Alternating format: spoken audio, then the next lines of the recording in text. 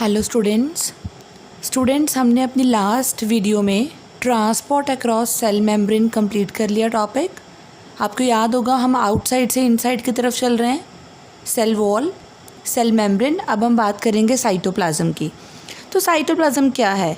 तो सपोज़ ये हमारा सेल है, ये है बीच में न्यूक्लियस, और ये जो लिक्विड पार्ट आप देख रहे हो, ये एक्वस पार्ट, स्ट्रक्चरलेस, ये होता है हमारा cytoplasm, right? So students, what is cytoplasm? Cytoplasm is present between cell membrane and nucleus. So this one is, see, this one is cell membrane and this one is nucleus. So cell का जो cytoplasm होता है वो between cell membrane और nucleus के बीच का reason होता है। तो ये है कैसा? अगर मैं कॉम्पोजिशन डिस्कस करूँ इसकी, नाउ कॉम्पोजिशन ऑफ साइटोप्लाज्म।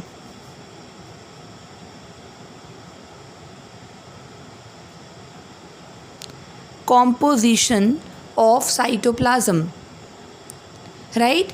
तो फर्स्ट है, पहले इसकी कॉम्पोजिशन की बात करूँ तो ये एक तरह से ना, इसमें 90% वाटर होता है। It has 90% water. रेस्ट इसमें जो 10% होता है उसमें आते हैं, 10% includes proteins, vitamins, RNA, amino acids, minerals, nucleotides. No, अब क्वेश्चन, व्हाट आर न्यूक्लियोटाइड्स? क्या होती हैं ये न्यूक्लियोटाइड्स? बेटा न्यूक्लियोटाइड्स ना, एक तो ये एक तरह से हम बोल सकते हैं डीएनए या आरएनए में मोनोमर्स होती हैं ये, यानी कि डीएनए और आरएनए किसका पॉलीमर होता है? न्यूक्लियोटाइड्स का। लेकिन न्यूक्लियोटाइड होता क्या है? Nucleotide is equal to base plus sugar plus phosphoric acid. ये बेस कौन सा है? It is nitrogenous base. Nitrogenous base, nitrogenous base plus sugar और phosphoric acid, they form nucleotide. So this is the composition. अगर मैं इसका आपको texture वगैरह बताऊँ तो it is semi fluid. It is semi fluid, बहुत ज़्यादा फ्लूइड नहीं होता, semi fluid, jelly like substance. It is semi-fluid, jelly-like substance and it is aqueous. Aqueous मतलब like गीला, right? Aqueous, water-based हम बोल सकते हैं। And also it is structureless. मैं पहले बता चुकी हूँ आपको, it is structureless. Okay? Cytoplasm जो होता है ना, उसके दो मेन पार्ट्स होते हैं। मैंने आपको आज भी ये मैंने कल वीडियो में डिस्कस करा था, cytosol and cell organelles. Cytosol क्या होता है? साइटोसोल का अनदर नेम होता है हाइलोप्लाज्म। इसका एक और नाम होता है मैट्रिक्स। सो इसका अनदर नेम है hyaloplasm and another name is matrix. अब ये क्या चीज़ है साइटोसोल? तो बेटा जितना भी लिक्विड साइटोप्लाज्म है, एक्सक्लूडिंग ऑर्गेनेलिज, अगर मैं ऑर्गेनेलिज को छोड़ दूं तो जो लिक्विड पार्ट बचेगा वो होगा साइटोसोल। ओके, तो वो होगा cytosol.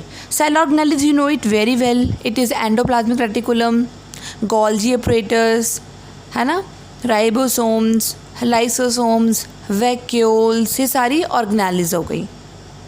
Now forms of cytoplasm, इसी का ये सब हेडिंग है, फॉर्म्स ऑफ साइटोप्लाज्म। दो फॉर्म्स है साइटोप्लाज्म की, एक होता है एक्टोप्लाज्म, एक होता है एंडोप्लाज्म। एक्टोप्लाज्म एंड एंडोप्लाज्म, ये हम डिस्कस कर रहे हैं अभी। सी,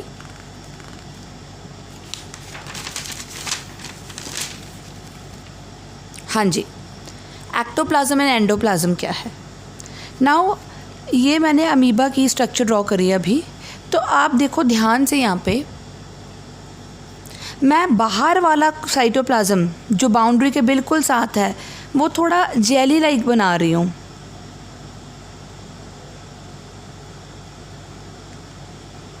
सी, आउटर जो होता है वो जेल लाइक होता है, उसको बोलते हैं हम एक्टोप्लाज्म, और जो इनर होता है वो फ्लूइड होता है, सॉल्यूशन लाइक होता है। इनर सॉल्यूशन लाइक, उसको हम बोलते हैं एंडोप्लाज्म। सो एक्टोप्लाज्म की दो फॉर्म, सॉरी साइटोप्लाज्म की दो फॉर्म्स हो गई,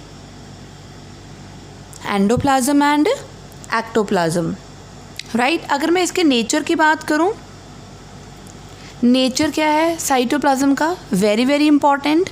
जो साइटोप्लाज्म है उसका नेचर होता है क्रिस्टैलोकोलॉइडल, क्रिस्टैलोकोलॉइडल, right.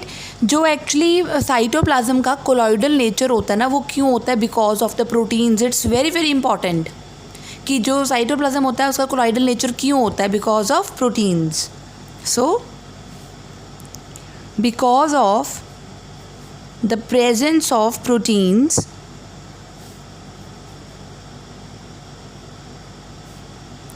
cytoplasm has colloidal nature। जैसे कोलॉइडल सोल्यूशन होता है milk in water, right, okay. So this is colloidal in nature. तो बेटा इसके साथ ही हमारा साइटोप्लाज्म वाला टॉपिक ये हुआ कंप्लीट। मतलब साइटोप्लाज्म का ये टॉपिक हो गया कंप्लीट कि साइटोप्लाज्म की नेचर क्या है, उसकी फॉर्म्स क्या हैं, उसकी कॉम्पोजिशन क्या है, डन। इसके बाद हम शुरू करने वाले हैं अब साइटोप्लाज्म की ऑर्गेनेलीज, राइट। वो हम शुरू करेंगे अपनी नेक्स्ट वीडियो में।